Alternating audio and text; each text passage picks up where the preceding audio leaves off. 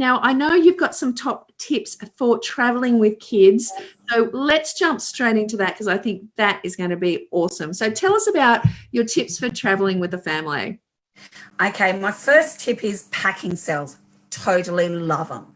So each member of the family have a different colour and you pack their clothes basically in it. But the beauty is when you get to the other end, you just pull out and go, oh, there, I'm unpacked. That's me done.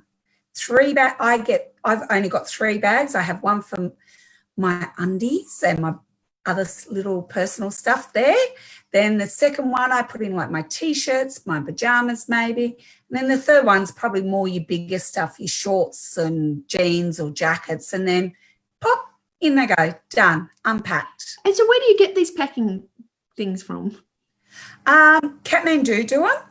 I got mine online. I just Googled packing cells and got them shipped in. But they're not as good quality. The 𝐬𝐞 ones are a lot better quality. Yes, you're going to pay a little bit more, but they're going to last you a lot longer and they're a lot more generous. Just once again, keep an eye out. We start planning our travel. I start looking for things we need and keeping an eye out for the specials like travel pillows. If you want a really good travel pillow, keep an eye out for the sales so you're not paying full price basically. Great. Now luggage, medium-sized suitcases.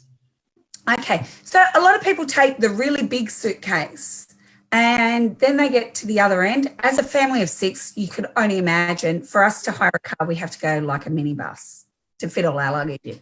So I learned when we went to the States not to everyone take a large bag because it's not going to fit in your car.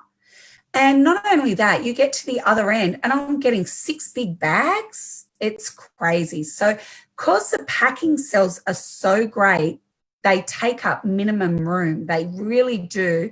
So I can fit 2 kids per medium bag. The other week we took 2 medium bags and I could fit 3 in 3. So, and that's our shoes and our toiletries as well. So maybe take a medium bag, maybe take 1 large bag, but don't all take a large bag because you've got to try and fit that into transport, into Ubers, into taxis, buses, trains, airplanes, and they get lost. So the less you get lost, the better. And that leaves us on board luggage. What do you think for that? Well, I give my kids each a backpack, and in that backpack I pack their iPad or their iPod, whatever level of technology your child is at that stage. I pack in them a book, a colouring in pencils and a colouring in book, and maybe the older girls now a little diaries that they can write into. I pack very minimum in it because I'll be honest, my kids don't play card games on board. They watch all the movies. And then they've discovered the intercom, so they might call each other on the plane on long haul ones. Not short haul, not as much. And short haul, you're only on it for a couple of hours, so you don't need a lot of stuff in your backpack. I also take a wheelie bag for me, my husband and my youngest son normally, and I put in that a couple of changes of clothes. I'm lucky they're all close to age, so they can all fit into each other's clothes. And I put in 2-minute noodles. And yeah, let's have a look at this food. I've never heard this idea. When you mentioned this, I was blown away. What a great idea. They can't deny your hot water on board. So my kids don't eat the kids' meals, or they're very, very fussy. So they're not normally fussy. They just like my cooking. Nice. Damn it. So I pack in 2-minute noodles, and I don't do it as they're trying to bring all the meals around. I try and time it right. But normally when they're coming along with the hot water for your cup of tea, I say, oh, can you just fill it up? Or the kids mightn't feel like eating at that time, so I'll just wait and later down the track get it filled up. Each child, I should say, has a little lolly bag. Just, who doesn't like a little lolly bag as you travel? Nice. Yeah, the 2-minute noodles. You can take any food on board. You cannot take any fresh food into any country. Right. So you can take a sandwich on board. but you can't take it off board. So that's always a good thing. The other week we did, when we were going to the States, we did banana bread. You know, down at Woolies, you can get individually wrapped banana bread. Mm-hmm. The banana bread through, we had that, and we had a cup of coffee with banana bread. So it saved us a little bit at the airport because we were on an early morning flight and we didn't have breakfast before we left. So great idea, because you get to the airport sometimes on those early flights and you think, oh, just, you know, I just want something simple, maybe ham and cheese croissant, and they're like $15, please. I imagine with a family of 6, that just blows the whole daily budget for food. Yeah, before we've left Sydney, we've spent like $300 on food. Good idea, banana bread wrapped. Now, what else we've got here? Emergency kit and passports. Take us through those. Okay, I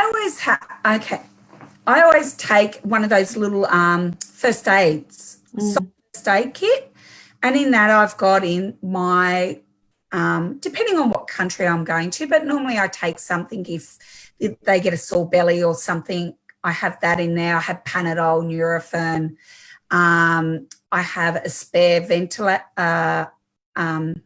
asthma puffer for my daughter in case she's forgotten hers. But, yeah, I just have that so you've got all your kit together and you know. And I might leave it like that. If I know we're going on another holiday, I just leave everything in there and I just grab that and throw it in the bag. Lucky I've never really had to access any of that. With your passports, it's ideal to take a copy, leave with someone, and leave your itinerary with someone. That is one of the most important things, especially I've got clients that, they weren't my clients, they were friends that were stuck overseas. They got off their cruise ship with the virus. He had to go to hospital. But the people back home didn't have an itinerary, didn't know where they were or how to get in contact with them. They didn't even really know what boat they were, and they were trying to piece back to try and find their parents. Gosh. So it's most important to leave an itinerary with someone in your family, or tell them, you know what, I've booked with Kelly from Travel Counsellors. She's got all my information. If you need her, this is her details. Mm-hmm. I carry my passport, so I'll just grab it. Look, this is how live we are. This is what I put my passports in. It's easy to unzip and get out my passports and my tickets. When I come home, I put all my foreign currency in there, so it just stays in there till I have to go out again. I put in there my most important travel insurance. So I've got that. So when I travel, great idea. I've also got in here like other things if you need visas that you can print out. I don't put all my main tickets in here. This is really what I carry going through the airport. So it's easy to get in and out of my bag and I can carry it around because as we're going through to check through, my kids get all their boarding passes and passports and we line up. They go through. I'm on the other side and I get all their passports and boarding passes back and put them straight back in my little. And this is just from 𝐬𝐞. Wow, easy. That's a great idea. Great tip. Well, we've got a final tip here, and I have to say I do see a lot of frustrated people often in, the stopover countries who've bought duty free and have to hand it over as they get on the plane. What's going on with all that? Okay, last year, I'm a travel agent. I should know better.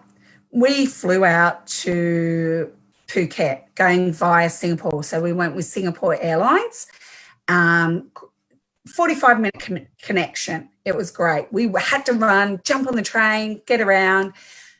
But I didn't think buying duty-free in Australia, because I was going straight through to Phuket, that I had to do anything. So my husband brought it, so I wasn't there when he just handed over his Sydney-Singapore boarding pass. They didn't realise we were connecting on. So when we get to Singapore to connect to our flight to Phuket, they go, your bag's not sealed. Thank you, because you're only allowed 100 ml of liquid. So see ya to my alcohol. Went bye. No. Always get your bag sealed. Doesn't matter. Even if you're not going to connect, just get your bag sealed. Good tip. Oh my God.